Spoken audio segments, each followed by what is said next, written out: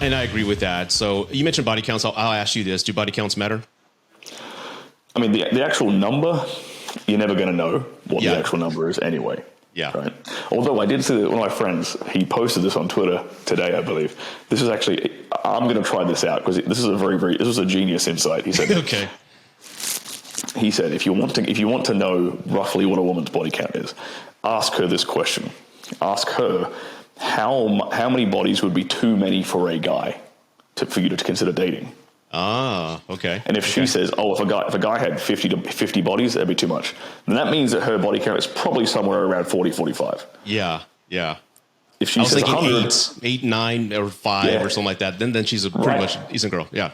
So because women are solipsistic, they fundamentally view the world through their own lens, more so like primarily through their own perspective. So they're going to answer that question. They're going to kind of tell on themselves a bit when you ask that question, and she's actually going to give you a very, very rough ballpark of her actual body count. I thought it was a genius insight, so I'm going to steal that and start using that. I'm going to use that too. I'm going to use that. Right, but the actual number itself, I don't think is as significant as like how she behaves around you and for you. Right. Like if she, you could have a girl who's got like a body count of 2, but if her ex-boyfriend was way cooler than you, if he was a more successful guy than you, she ain't gonna treat you the way she was treating him. Mm-hmm. She ain't gonna treat you as good as she was treating him. And I would fundamentally much rather a woman treat me like I'm the best option she has ever had. Mm-hmm. Mm-hmm. And now I know that's not realistic for every single guy. Mm-hmm. Obviously, there's going to be some compromises, here and there, but that's the ideal you should be aiming for. Is she treats you like you're the best choice she's ever made?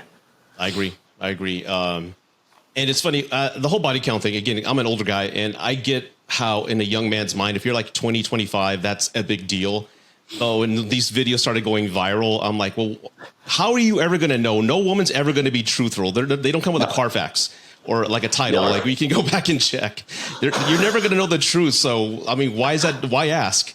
And I've never, like, to your point, I've never asked that question or even thought about asking it on a first date. But if I was going to judge, and I hate using that word, I kind of judge them by how they carried themselves and how they spoke with me, what they posted on social media, how they spoke about the previous relationships. If every guy was just ain't worth a shit, well then, okay.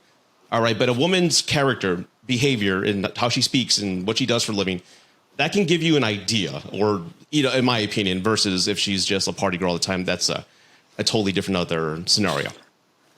Yeah. Things like if a girl has like basically ADHD, if she is, if her attention is especially when you're around her, if she's very, very, if she doesn't actually give you, if it's literally just the two of you there and she can't give you her attention, that to me, that is a big, big red flag that a woman has been exposed to, like, let's say lots of like high stimulus environments. So like, big party atmosphere, possibly lots of drugs involved in that. Obviously lots of attention from guys. Like, if she can't just sit there and be present with a guy, that's a pretty giant red flag.